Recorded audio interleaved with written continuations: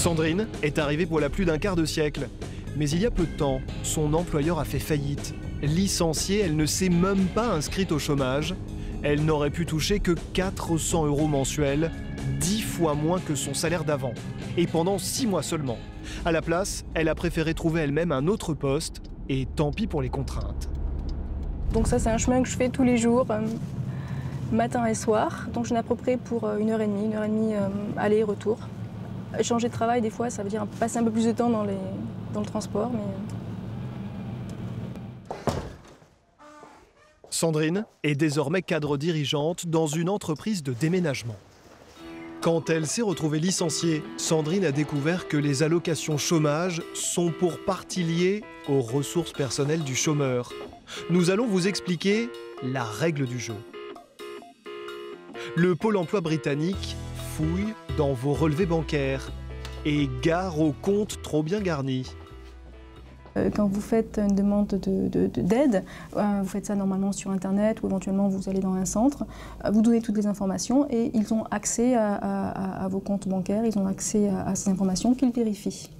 Donc effectivement, si vous avez plus de 16 000 livres qu'ils vérifient, vous avez droit à rien du tout.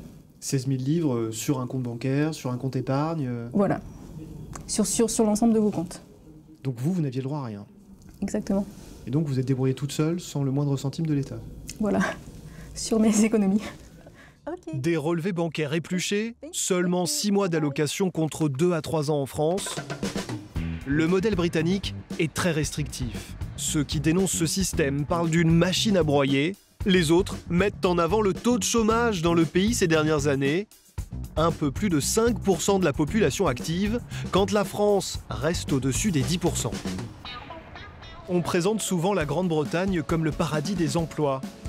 Mais attention aux raccourcis.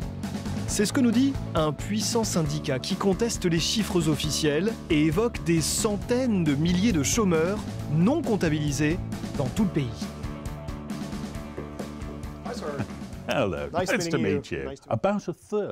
Environ un tiers des personnes sans activité dans notre pays ne peuvent prétendre à la moindre allocation chômage. Il y a tellement de critères et d'obstacles que ces gens-là n'arrivent pas à toucher le moindre centime d'allocation. Pour le patron de Sandrine, un Belge installé à Londres, l'Angleterre n'a décidément pas grand-chose à voir avec la France. Mais ça, en fait, c'est pas un système de redistribution, c'est un peu chacun pour soi. L'entreprise de Jean-Christophe Marten est implantée à Paris et à Londres. Le PDG connaît par cœur le système des allocations chômage et ce qu'il coûte des deux côtés de la Manche. Vous avez donc une quinzaine d'employés ici en Grande-Bretagne. En France, vous en avez combien? Une dizaine en France. Une dizaine. Est-ce que vous êtes OK pour nous montrer 2 bulletins de salaire? Comme ça, on va vraiment regarder ce que vous payez en charge patronale en France et en Grande-Bretagne. Il n'y a pas de souci, on va sortir ça de l'ordinateur. OK, on va être surpris? Plutôt, oui. Ouais, je laisse ça. Voilà. Les charges patronales, c'est ce qui finance pour partie les allocations chômage, en France comme en Grande-Bretagne. Notre pays étant plus généreux vis-à-vis de ses chômeurs que le voisin anglais, quelle incidence sur la feuille de paye? Le patron prend 2 bulletins dont le salaire est identique. En avant les calculs. Donc en France, un employé nous coûte 36,23% de charges patronales. En Angleterre, quand je fais le même calcul, j'arrive à 8,4%. Conséquence pour Jean-Christophe Marthe, pas de surprise, mieux vaut être patron en Grande-Bretagne et chômeur en France. On a 2 sociétés, mais quelque part, on essaye de regrouper un maximum de services qu'on peut regrouper ici parce que ça coûte moins cher.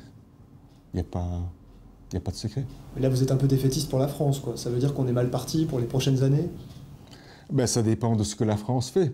Mais disons que si on a le choix entre employer quelqu'un ici et quelqu'un en France, on a quand même un avantage à le faire ici.